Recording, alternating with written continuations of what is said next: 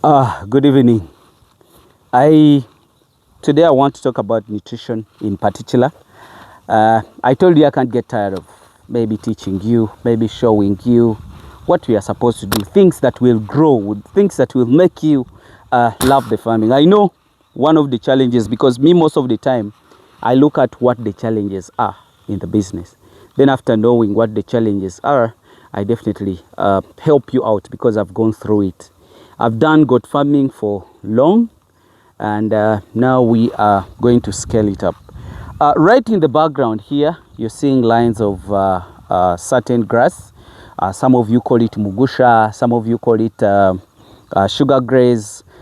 This is really very good. It's a very good grass. I'm going to explain something about it as compared to another different grass. Come with me. This is a line. We always plant it in the line. This is called sugergraze, and we plant it in the line. So it did come out really very well, because we took long to weed it, just because the sunshine was too much. But as time goes on, the second lot, it's going to be much better. You get it? So my take today, I will be explaining to you what my take is about sugergraze as compared to nappier. You get? So this was a garden of Chloris Guyana, but it was not performing very well. That's why I decided to change it to sugergraze, due to the respect of my manager, who always advises me. You know, I told you, if you're owner, it doesn't mean that you have to own everything. Yes. So here we are in the garden of alfalfa. I think you can see me. There is a lot of I think there is a lot of bees here. I think the reason is these bees are picking the honey from this. You get it? So they are all over, just because the sugergraze has started sprouting out. I told you a long time ago that sugergraze, really, when it overgrows, it definitely brings honey, like real honey. I wanted to look around and maybe show it to you, but I can definitely witness. You see the bees, they are picking the honey to go and make their own. Back to my point. This is a garden of sugergraze. I think you can see this is fully grown up sugergraze. It's a source of protein, and it's a source of carbohydrate. Why sugergraze of all grasses? Why do I recommend it? Why do I do it as compared to pak chong, jonkao, or whatever that you always say? You get? So my point is, sugergraze is rich in the protein, and it is rich in the carbohydrates.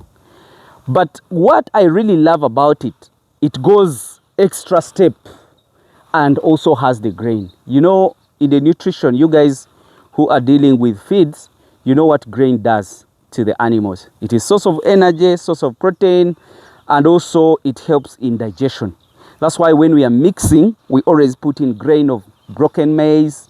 We try to increase the energy of the grass.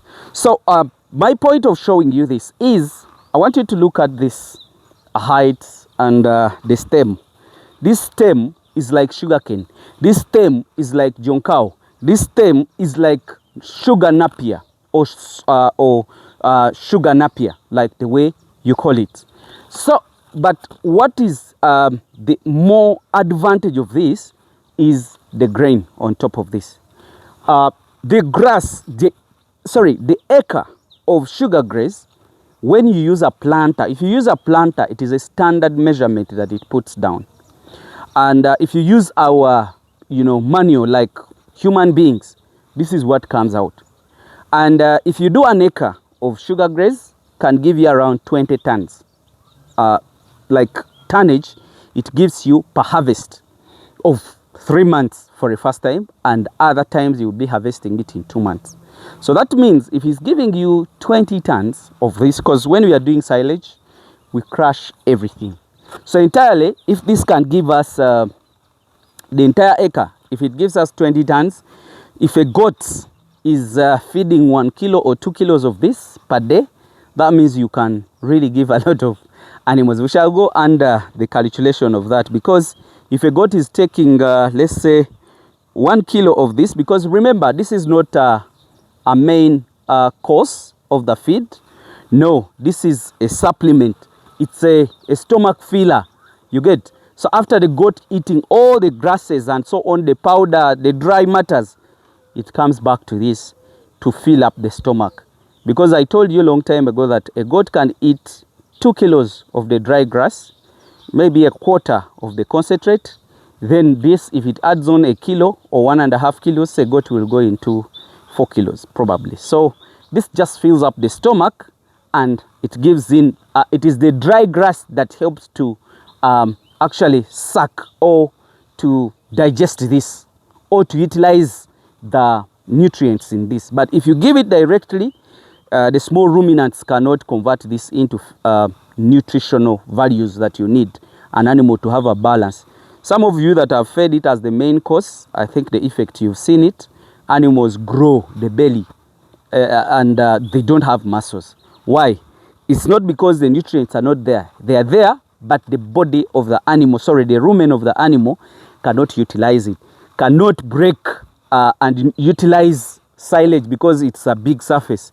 So if you give it dry matter, that's what helps it to convert. It's easily converted, and the animal's output, like the dung or the waste, it can only do less. So when you add up this, it is the dry grass that helps the rumen of the animal to convert this into nutrients. That's why some of you that are giving it as a core point, sorry, as the main course of the feed, sometimes it turns your goats to have bellies, and their depth becomes very bad. You get it? It can't balance. So what you have to do is, I was going back to the calculation, which was saying, if our goat is eating 2 kilos of this, 2 kilos times 30 days, that is 60 kilos of this, times, let's say, 6 months, that is 2 tons, 2,160. So if you do 20 tons divided by 2,160, that means, sorry, no, I need to, if a goat ate 2,160 kilos in 6 months, when it's eating 2 kilos, that means this time was maybe 100 goats. Okay, let's say 50. Okay, so that means this cannot help to give actually that will definitely need 108 tons. You get it? So 108 tons of this can feed 50 animals in 6 months. So that means if you have an acre, let's say, and it has given you 20 tons, so 20 tons harvested twice in a year, that is 40 tons, then maybe times 2 acres, entirely 80,000. So let's say times 3 acres, 40 times 3, that's 120,000 tons. 120,000 tons that you need, that is out of 3 acres. So 3 acres can feed, actually they are supposed to be 2 acres, because if you look at an acre and it's this sugar graze is giving you 20 tons per harvest, we say the goat is eating 2 kilos times 30 days, that is 60 times 6 months, that is, 6 months, that's 360. Sorry, it was a wrong calculation.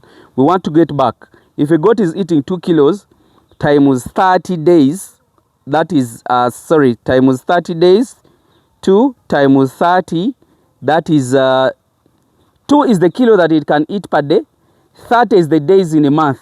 So in a month, a goat should have eaten 60 kilos of this, times, let's say, 12 months, let's say 12. So that means a goat will eat 720 kilos. So let's say time was 50 goats. That means that is 36 kilos. And remember, that is 3 tons and 6,000 kilos. You get, so that's almost 3.5 tons. So that means if you have this garden, 1 acre will feed 50 goats for a year. You get it? Because if we get 20 tons per harvest, times 2, that is 40 tons, and the goat needs 36. As a supplement, not as a main course. And then you can add on 2 kilos of those dry grasses. Basically, that's what I really wanted to show you, that this, an acre of sugar graze can feed 50 goats for a year. You get, and you still have some balance, but not as a main course. So that means if you have an acre of this, and you also have 2 acres of chloris, or 1 acre of chloris and 1 acre of bracharia, because an acre of chloris will definitely give you an acre of chloris, 360 bales times 18. That is around 6 tons. So per harvest, after 2 months you get 6 tons. This time was let's say 2 months. Let's say